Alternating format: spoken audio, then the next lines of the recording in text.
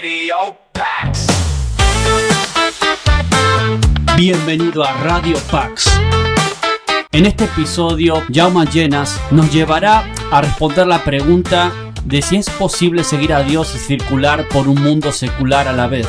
Para eso nos propone ir al relato bíblico del profeta Daniel con sus amigos, donde él toma la determinación de no contaminarse, es decir, de vivir una vida enfocada. Y de qué manera podemos aprender de la actitud de Daniel, que le permitió mantenerse fiel para poder ser influyente ahí donde Dios lo colocó. Bienvenido una vez más a Radio Pax.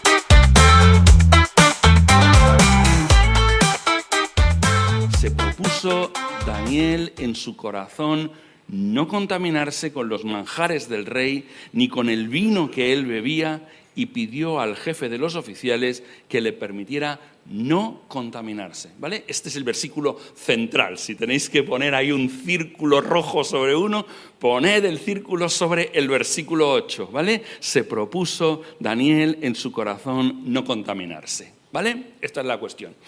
Vivimos una realidad dual, vivimos una realidad paralela, de la cual no siempre somos conscientes. La realidad paralela es esta.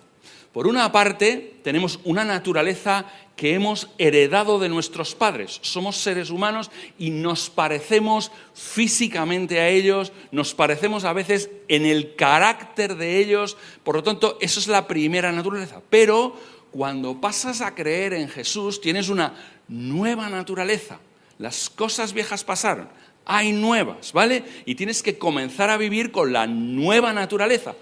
Pero la anterior no se ha ido, sino que sigue ahí. Seguimos teniendo las dos. Y hay una especie de lucha y de combate interior entre esas dos naturalezas que conviven en nosotros.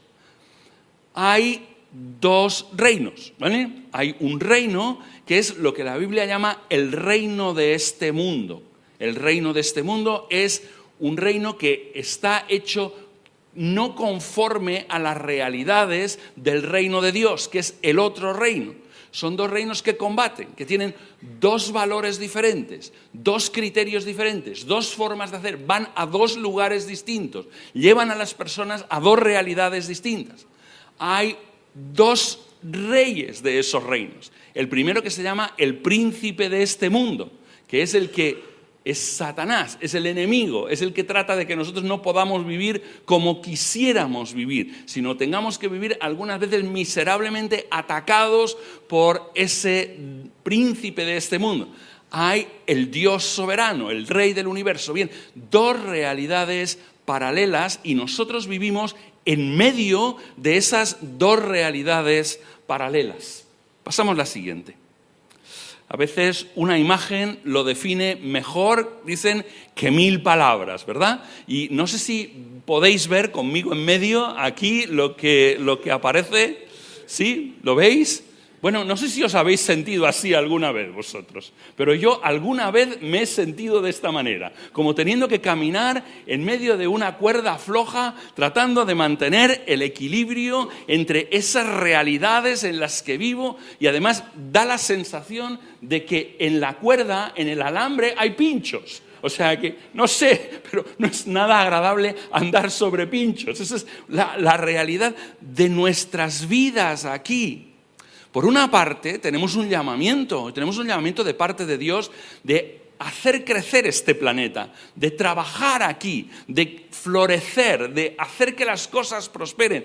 Es el mandato de Dios, el primer mandato de Dios en la creación es este. En el capítulo 1 de Génesis es fructificad, multiplicaos. Hay una mentalidad de multiplicación en la Biblia. Multiplicaos, creced, labrad la tierra, hacedla crecer, ¿no? Este es nuestro llamado. Todos los seres humanos hemos sido llamados a hacer fructificar la tierra. ¿Y esto cómo lo hacemos? A través de nuestros trabajos de todo el día. Cuando tú te vas a trabajar y haces tu trabajo de todos los días, estás cumpliendo la voluntad de Dios.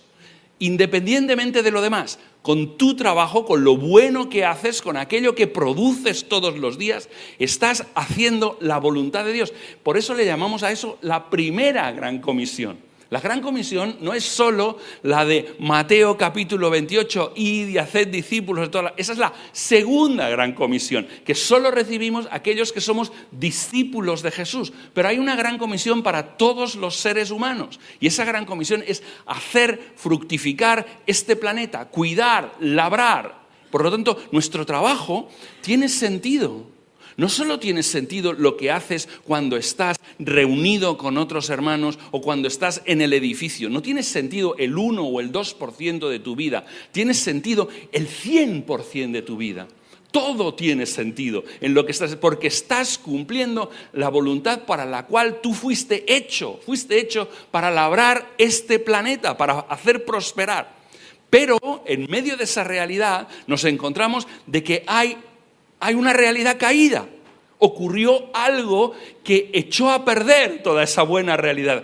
En la tierra, el trabajo sigue siendo bueno, pero la tierra produce espinos y cardos. Hace que tengamos que trabajar con sudor. Y ambas realidades son ciertas. Eso es lo de la doble realidad. Esto es andar en el alambre de espinos. Y así es.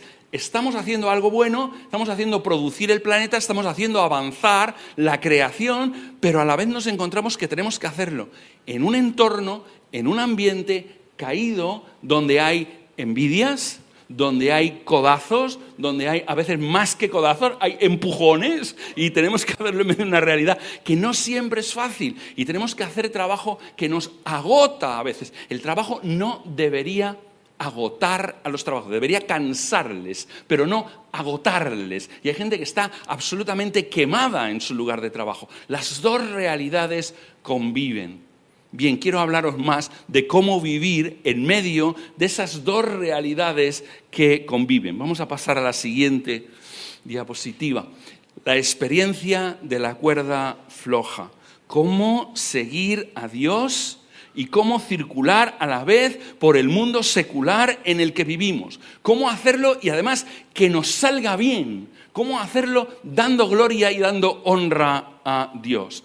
Mirad, existen dos opciones extremas, ¿vale? Dos opciones que no consiguen solventar el problema, pero a veces nos refugiamos en esas dos opciones. La primera es la de relacionarme lo mínimo que yo pueda con la sociedad, tener una postura defensiva, ¿vale? Estar todo el día a la contra. Me van a dar por algún lado y tengo que estar atento para que no me den, ¿vale? Y pasar ahí afuera el menor tiempo posible.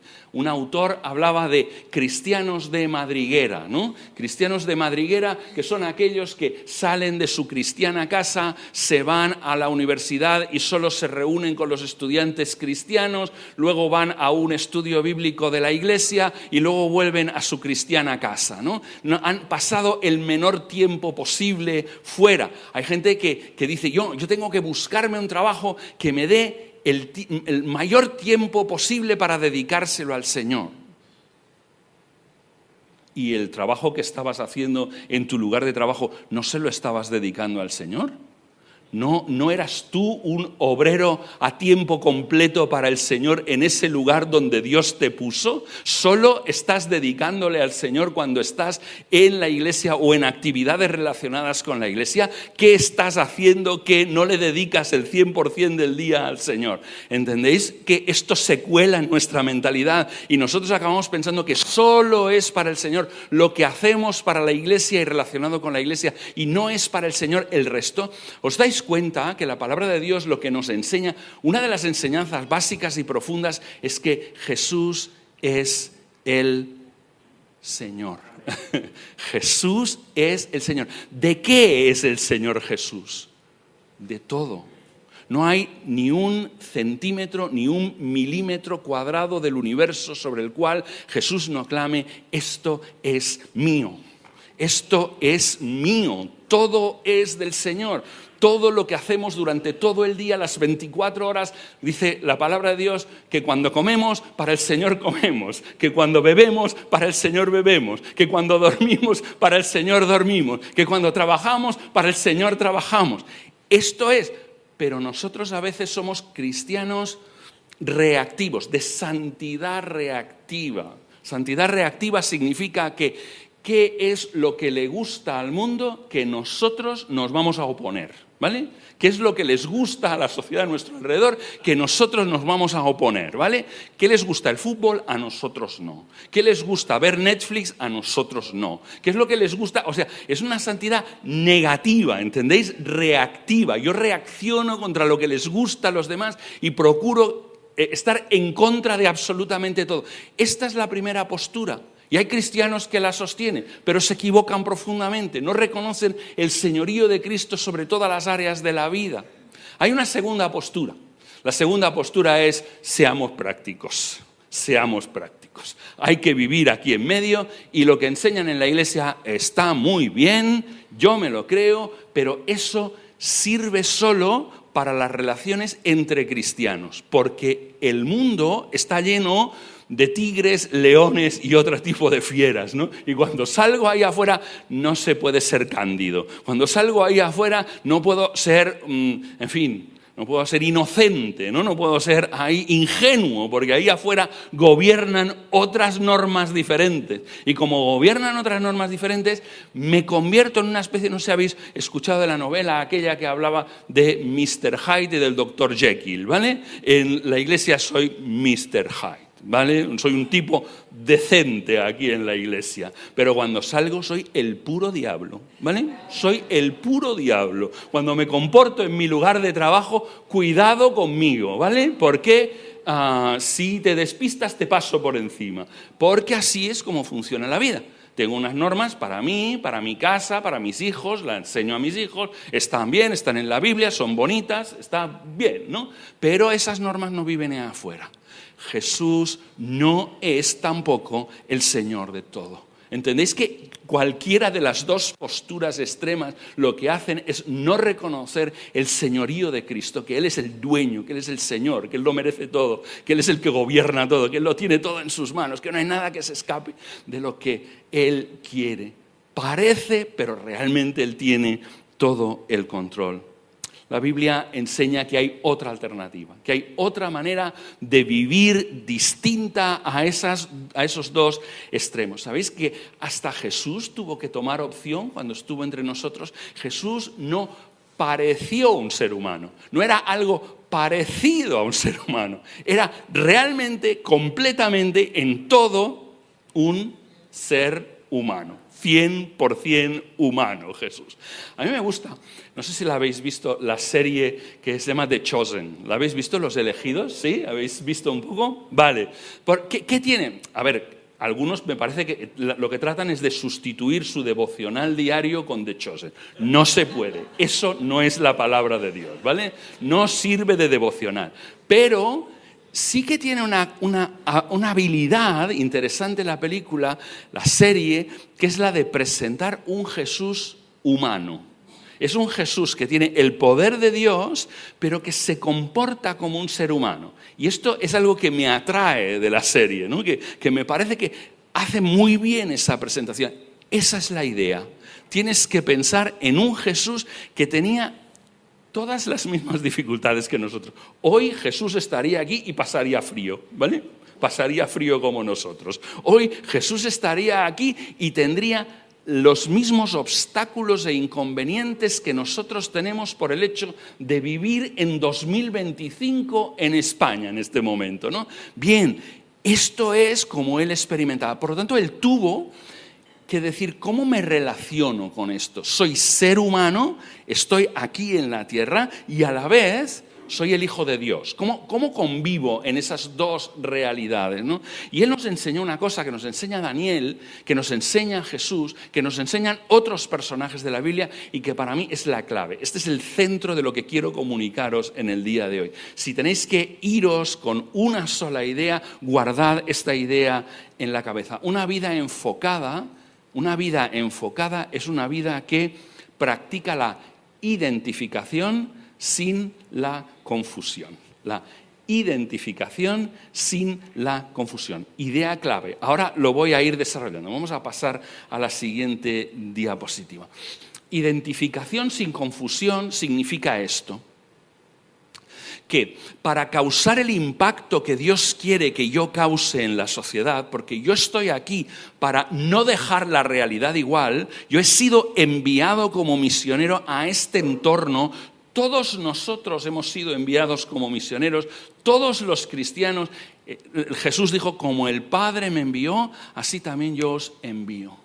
Como el Padre me envió, así también yo os envío. ¿A quién? A todos los que somos discípulos de Jesús. Como el Padre me envió, ¿a qué nos envías? ¿No? Pues en primer lugar nos envía a transformar la realidad, a que todo lo que el pecado ha echado a perder, todo lo que el mal ha echado a perder en la sociedad pueda restaurarse, ¿vale? Y para hacer eso, para hacer esta restauración, necesitamos identificarnos, necesitamos estar cerca. Pensad en el ejemplo de Jesús que da sobre la sal, ¿vale? Jesús dice, vosotros sois la sal del mundo, ¿vale? Pero si la sal deja de salar, ya no sirve más para nada, sino que la echan en los caminos y la pisan los hombres. ¿Os acordáis de este versículo? Estamos hablando de un versículo conocido, ¿sí? Bien.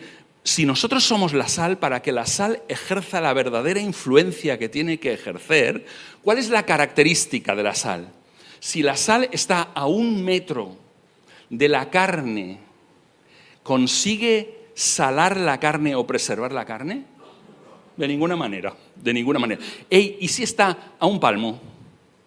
Tampoco. Vale. ¿Y si está a 1 centímetro? Tampoco. ¿Qué tiene que hacer para ejercer la función de evitar la corrupción y mejorar el sabor? Tiene que hacer una cosa, tiene que tocar la carne, ¿vale? Esto es identificación. Yo, para identificarse Jesús, se hizo hombre. Uno de nosotros se hizo. ¿Cuán cerca estuvo? Totalmente. El 100% de cerca. No podía estar más cerca que hacerse uno de nosotros. Segunda realidad. Pero si la sal deja de salar, ya no sirve más para nada. Si nosotros perdemos el sabor y la capacidad de preservar, si nosotros nos volvemos como la sociedad, si nosotros nos hacemos uno más de la sociedad que hay a nuestro alrededor, ya no servimos para nada. Somos absolutamente inútiles. Ya no podemos cumplir la finalidad para la que Dios nos trajo aquí. Identificación. ¿Cuánta identificación? Toda. Cuanta más mejor, intensa la identificación, convertirnos en uno de los de esta sociedad, pero sin confundirnos, sin ser uno de ellos. Si la gente tiene que convertirse a lo que yo soy, yo tengo que ser diferente para que tengan a algo a lo que convertirse, ¿entendéis? Identificación sin confusión. Ejercemos impacto, pero evitamos no volvernos inútiles, ¿de acuerdo? Vale. Esta es la historia de Daniel. Vamos a meternos en Daniel, la historia. Daniel cuenta la historia de 4 jóvenes de familia noble que son llevados prisioneros a Babilonia. Puede parecer normal, pero esto no es normal.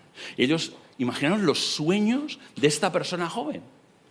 ¿Qué pensaría que sería su vida? Él tenía sueños de lo que debía suceder en el palacio del rey. Él pensaba vivir toda la vida en ese palacio del rey y de golpe llegan unos invasores que le cogen, le convierten en un esclavo, se lo llevan a Babilonia, lo meten en cualquier sitio. Imaginad todas las expectativas que tenía Daniel rotas. La situación no puede ser más crítica. Judá se ha convertido en el reino de Judá se ha convertido en una perversión de lo que debía ser. ¿Para qué existía Judá? Judá existía para una cosa, para llevar el conocimiento de Dios al resto de las naciones.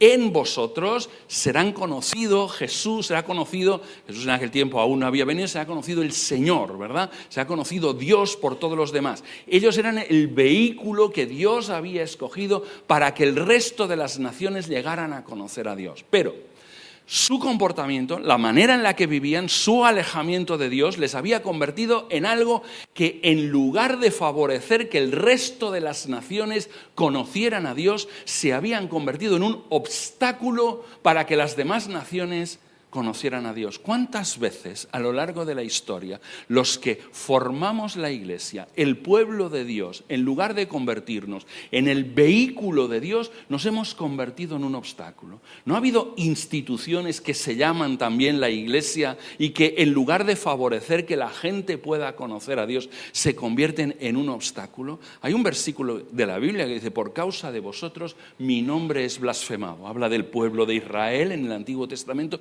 pero ¿cuánto ha sido una experiencia? Nosotros estamos aquí como iglesia también para esto, para acompañar personas, para acercarlas a Jesús, para llevarlas cerca de Dios, para que puedan tener esa experiencia íntima de Dios, ¿no? Pero cuando nosotros no nos comportamos como deberíamos, cuando nosotros no estamos enfocados en esto, en lugar de convertirnos en un vehículo, en lugar de convertir en parte del camino para que la gente conozca a Dios, nos volvemos en un obstáculo.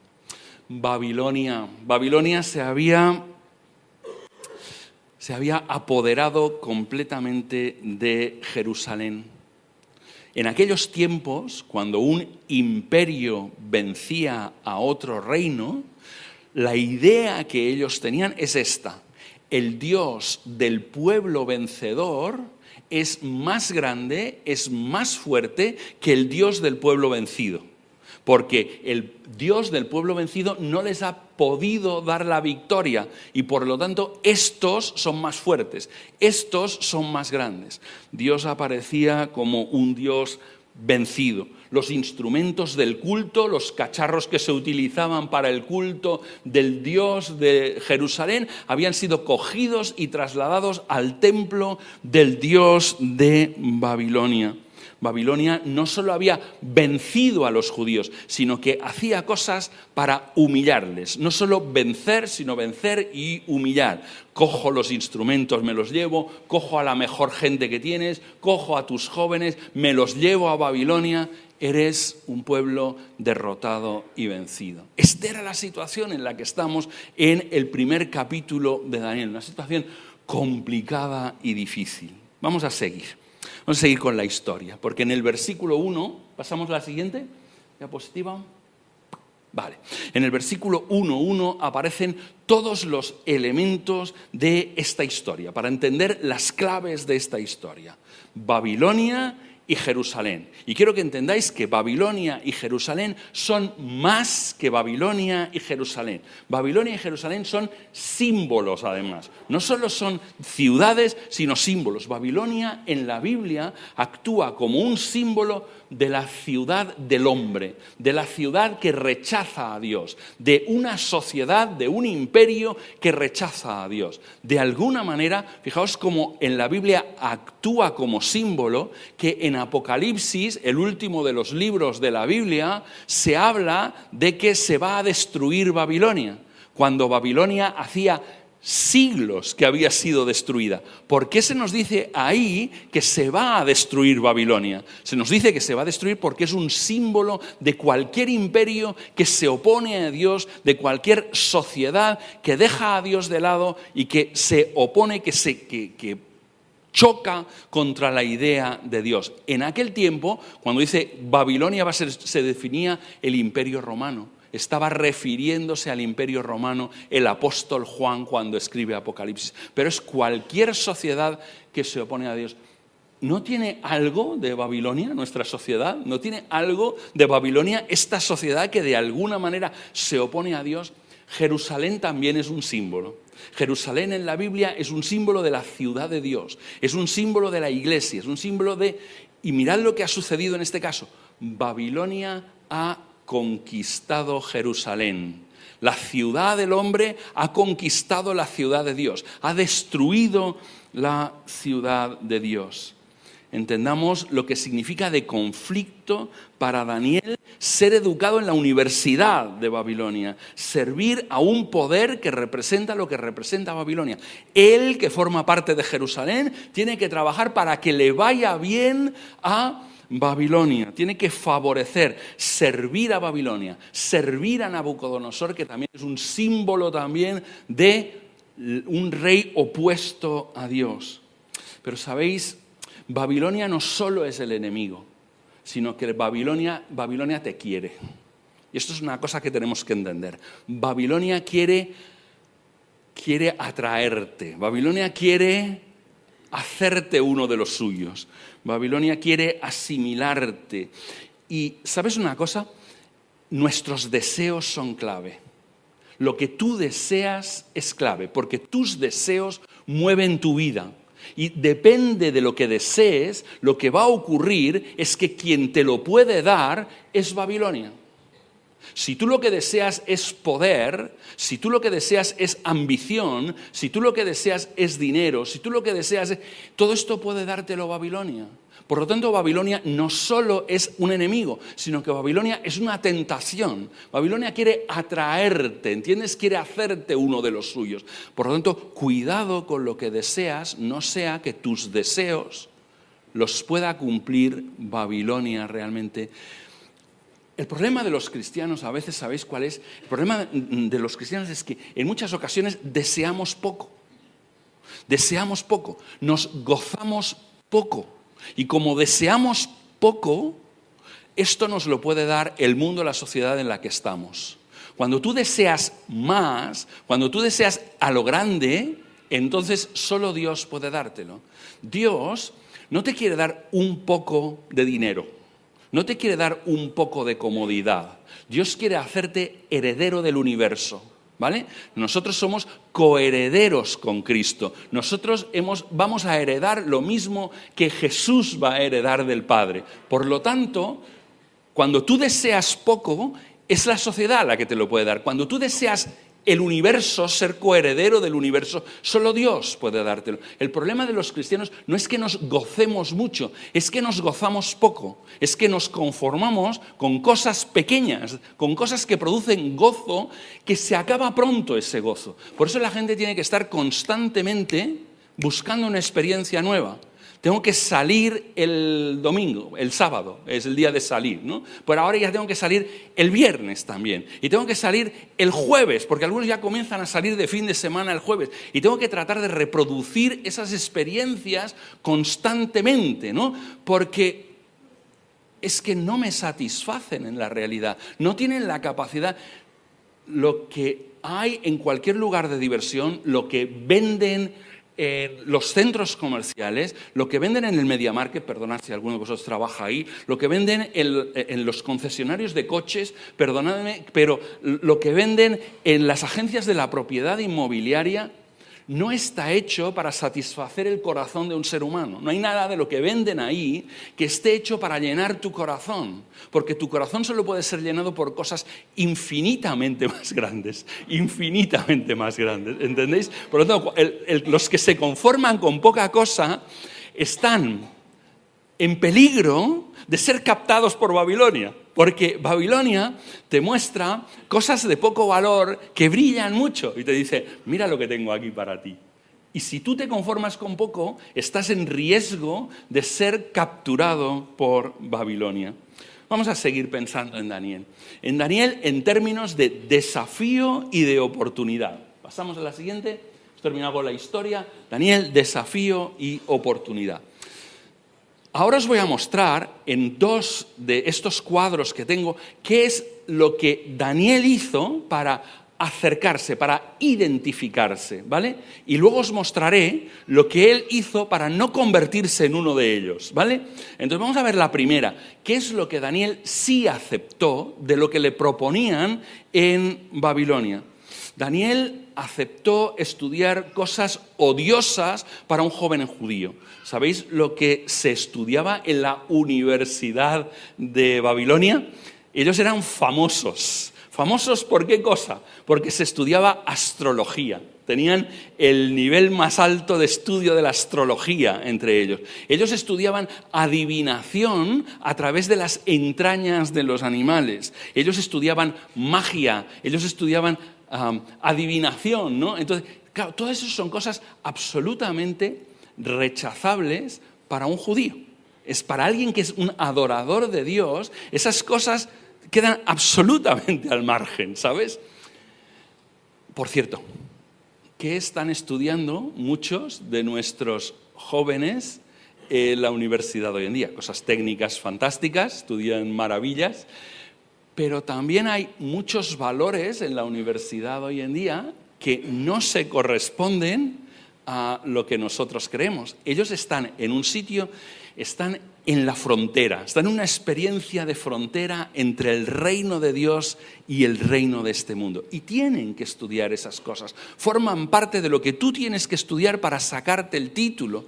Y fijaos cómo esa realidad no es tan lejana. No es de Daniel en el siglo V antes de Cristo, sino que son realidades que hoy en día están entre nosotros. Daniel, segunda cosa, y sus compañeros tuvieron que aceptar el cambio de nombre. Nombre es una cosa que es tan particular, tan nuestra, ¿no? Te define el nombre. Cuando nosotros hablamos de el nombre de Dios, para un judío, eso hablaba de toda la persona entera, ¿no? El nombre de Dios es el Dios mismo, ¿no? El nombre de Dios era algo íntimo. Cuando más, para aquellos judíos, en el nombre de ellos estaba contenido el nombre de Dios. Escuchad, Daniel, Azarías. Esos nombres, los 4, tienen 2 el y 2 ías. Esas terminaciones hacen referencia a Elohim, Adonai, hacen referencia a nombres que se le ponía para marcar la relación de aquella persona con Dios.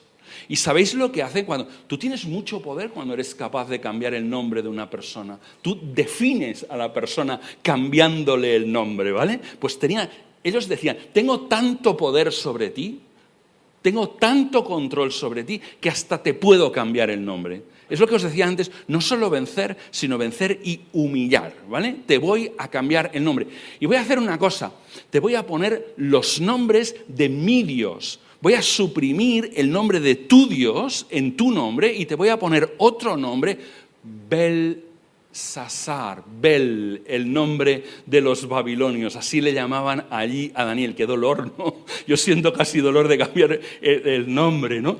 Con el nombre nos define. Cuando alguien nos trata por nombre,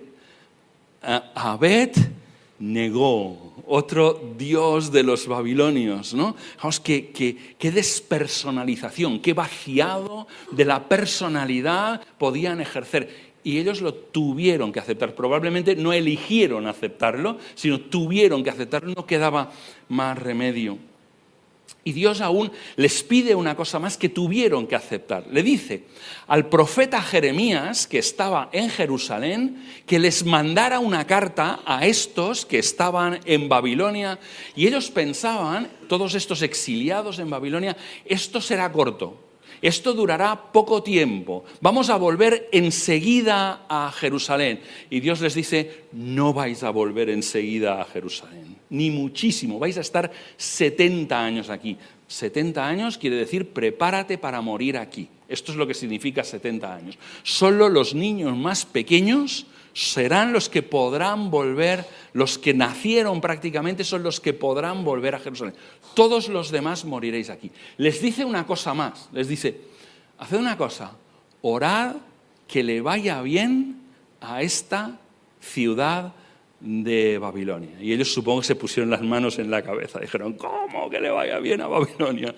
Pero si Babilonia ha destruido Jerusalén, si Babilonia ha destruido tu templo, si Babilonia nos ha destruido como cultura, si Babilonia nos ha humillado a todos nosotros, orad para que le vaya bien a la ciudad en la que estáis, porque en su prosperidad estará vuestra prosperidad. ¿Entendéis esto? Nosotros estamos aquí para una cosa, estamos aquí para bendecir esta ciudad. Estamos aquí para bendecir Lugo, yo bendigo mi ciudad, yo pido bien del Señor para mi ciudad, porque en su prosperidad está mi prosperidad.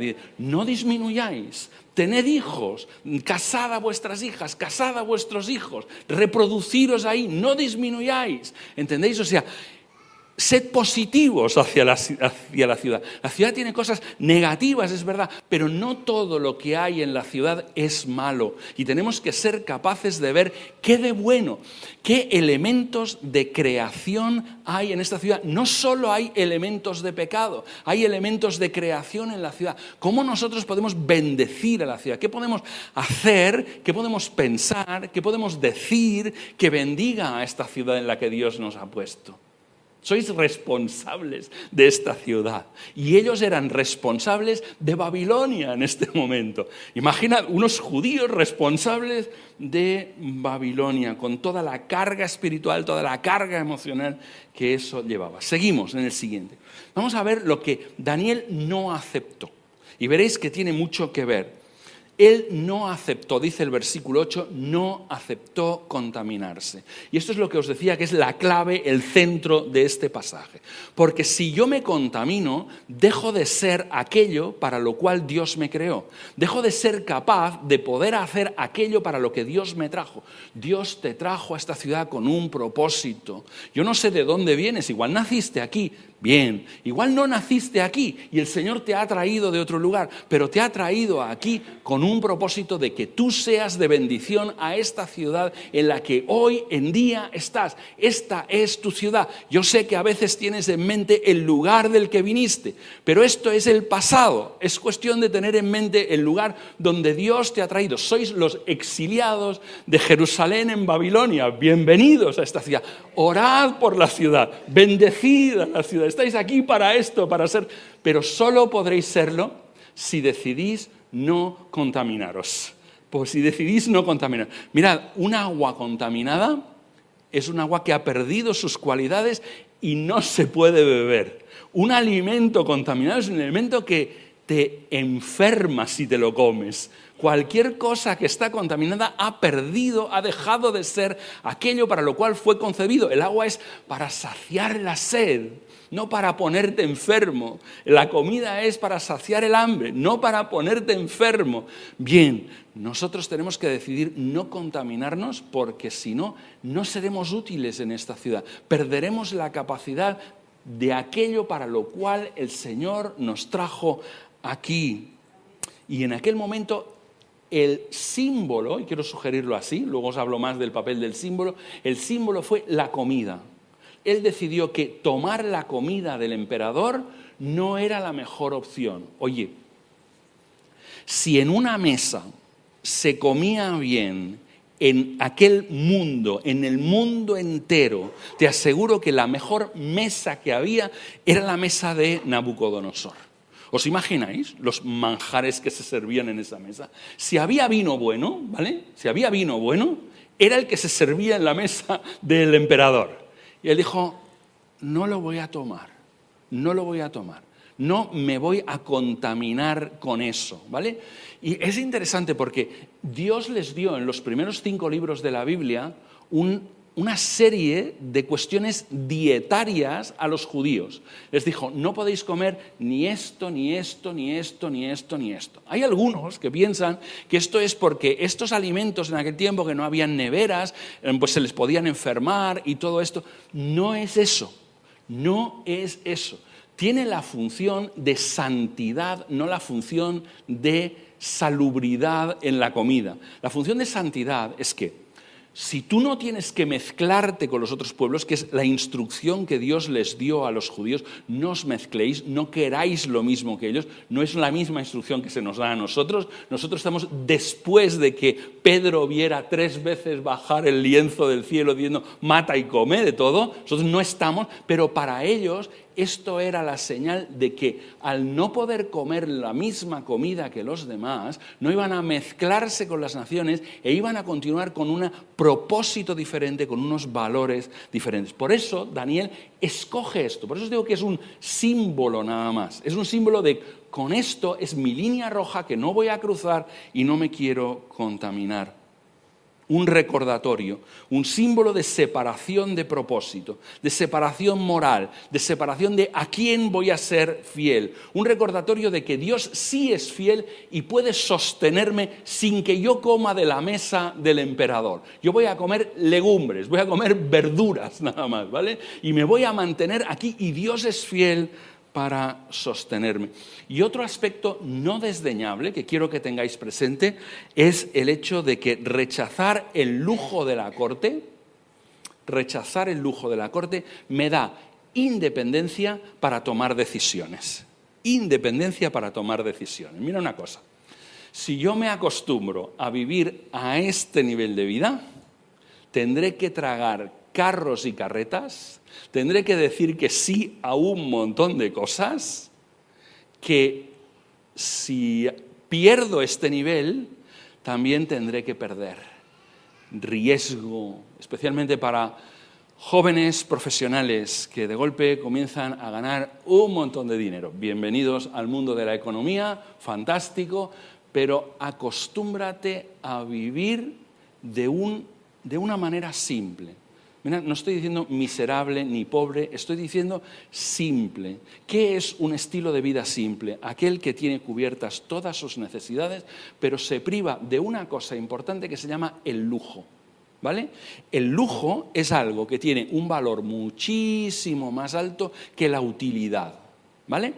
Por ejemplo, es lujo un collar que vale 10.000 euros, ¿vale? Un collar para embellecer puede costarte 25 euros. 25 euros no es lujo. 10.000 euros es lujo. ¿Entendéis? Tiene un valor muchísimo más alto que la utilidad que provee. Yo encontré esa realidad en Colombia, por ejemplo. No sé si algunos sois colombianos, pero estuve en el aeropuerto y venía de pasar por los barrios más pobres porque trabajaba en una ONG que estaba relacionada con educación de niños en lugares muy pobres. Y entonces me llevaron en un instante de los barrios pobres al aeropuerto. En el aeropuerto había una joyería y tenía ahí delante un montón de collares de 10.000 euros, ¿vale? Lujo. Y tú tienes que entender que el lujo es inmoral. Y por lo tanto, si te acostumbras a vivir con lujos, esto si queréis verlo, Santiago capítulo 5, lo recomiendo como lectura para evitar el lujo, ¿vale? Pero si te acostumbras a vivir con lujos, te vas a hacer extremadamente dependiente y cuando tu empresa, cuando el lugar en el que tú trabajes, cuando tú, Nabucodonosor, te pida que hagas esto y lo otro, tendrás que hacerlo. ¿Por qué? Porque no quieres perder este nivel de vida al que has llegado. En cambio, si vives aquí, para vivir con esto, en cualquier sitio podrás vivir con esto. Con toda sencillez podrás vivir con esto. Y aquí tenemos para vivir con mucha suficiencia en nuestro país. Se puede vivir muy bien sin el lujo. Además, el lujo se apropia de cosas que no son tuyas. El lujo se apropia, se basa en la explotación de otros. Por lo tanto, hazte libre, no te encadenes de ninguna manera. Pasamos a la siguiente, más desafíos y oportunidades. La actitud de Daniel de identificación sin confusión le permitió mantenerse fiel para seguir siendo influyente. El peligro de estar tan apegados a la posición económica de prestigio que no estemos dispuestos a arriesgarlo todo por el Señor. Y a veces el Señor nos lo pide. No siempre, pero a veces el Señor nos dice, ponlo todo, échalo todo. Y vive en fe con lo que yo te voy a dar. Y esto es una experiencia en la vida que uno tiene que atreverse a vivir. Atreverse a vivir con el Señor me dio, el Señor me quitó. Está bien, el Señor lo hizo bien, ¿no? El peligro de atribuir todos nuestros logros a nosotros mismos, a pensar que fue por mí que llegué hasta aquí, ¿no? He llegado a esta posición porque soy muy bueno, porque soy muy listo, porque soy muy trabajador, y atribuirlo todo a nosotros. Qué curioso que en la historia de Daniel se dice, fue Dios quien entregó a Jerusalén en manos de Babilonia. Fue Dios el que permitió que estos chicos no se contaminaran. Fue Dios. O sea que ese Dios que aparecía como el Dios vencido, como ese Dios que no tenía poder, no solo gobernaba sobre las vidas de Daniel, no solo gobernaba sobre Jerusalén, sino que gobernaba sobre Babilonia realmente. La mano de Dios movía todo lo que sucedía ahí detrás. No se le veía, pero estaba realmente en el poder. Es muy curioso porque muchos de ellos pensaban en un Dios tribal, en un Dios que actuaba en Jerusalén. Pero es muy curioso el capítulo 1 de Ezequiel, porque Ezequiel está en Babilonia y ve la aparición del Dios glorioso, Dios rodeado de toda su gloria. Lo que tiene es que ese Dios aparecía en Babilonia, el Dios glorioso aparecía ahí, el Dios seguía gobernando todas las cosas, nada había escapado. En esta sociedad tecnológica, en esta sociedad de grandes fuerzas, donde ¿quién gobierna aquí? ¿Las grandes empresas? ¿Los grandes poderes? ¿Va a gobernar nuestra vida Trump? ¿La va a gobernar? Tiene mucho poder. ¿Van a gobernar los chinos nuestra vida? ¿Va a gobernar esas enormes empresas tipo Elon Musk y así, que tienen todo el poder del mundo y ahora quieren tener el poder político? ¿Ellos van a gobernar nuestra vida?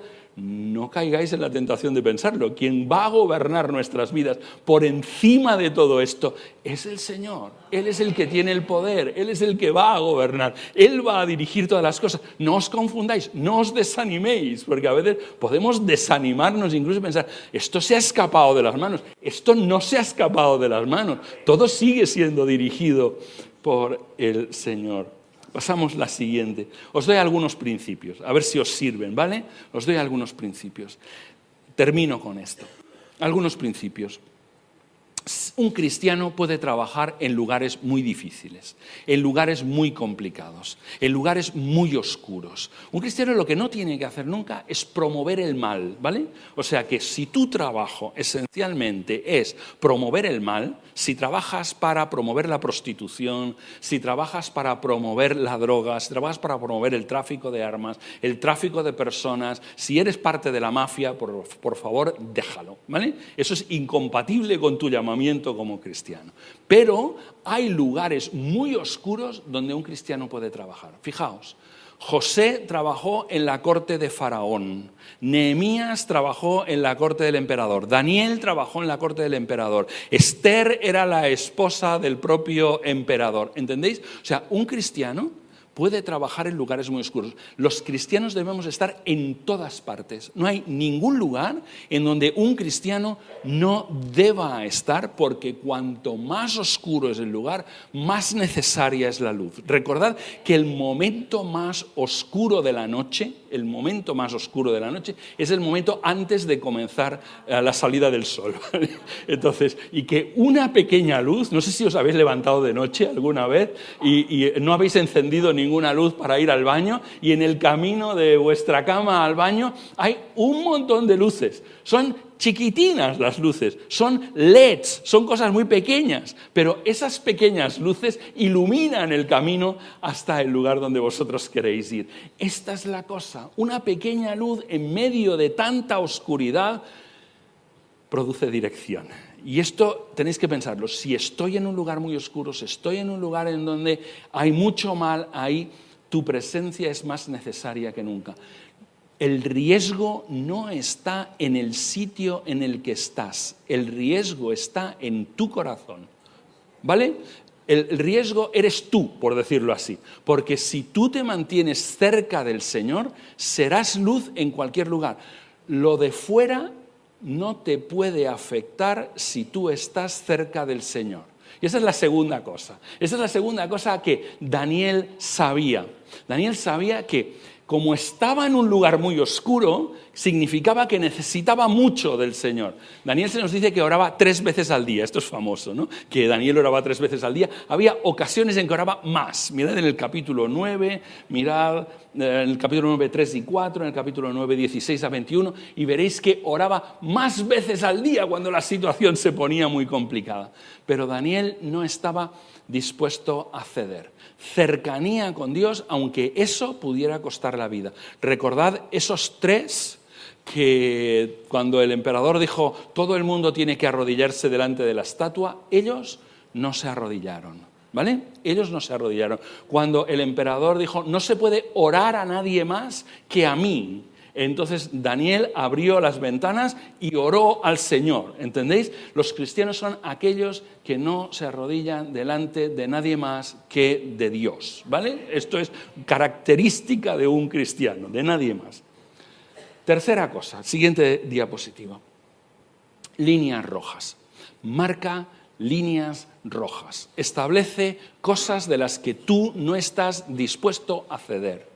¿Cuáles son esas cosas? Yo no te las voy a decir. Las tienes que entender en oración delante del Señor. No hay una lista de cosas, no hay una lista de reglas que debas obedecer, sino que más bien es cómo voy a marcar no contaminarme, qué señales voy a coger para no contaminarme. Para Daniel eso fue la carne ofrecida a los ídolos que comía el emperador. Él dijo, no estoy dispuesto a esto. No cogía ni el vino del emperador. No estoy dispuesto a esto.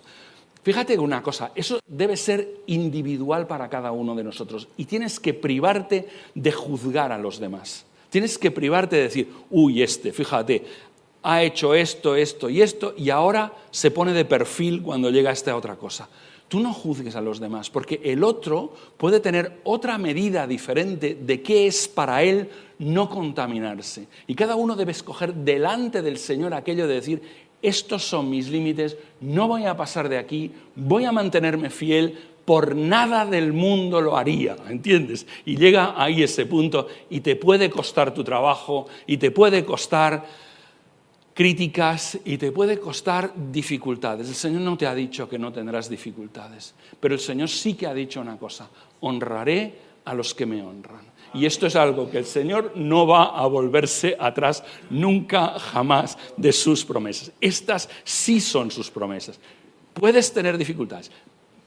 Tu fidelidad puede costarte algo, pero el Señor no se volverá atrás de sus promesas.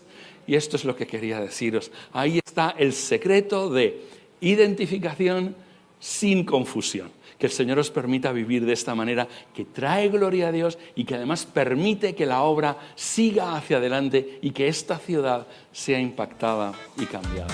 Amén.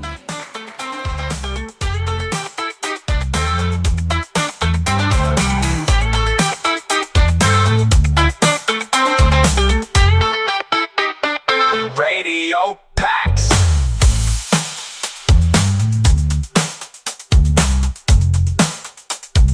Radio Pax.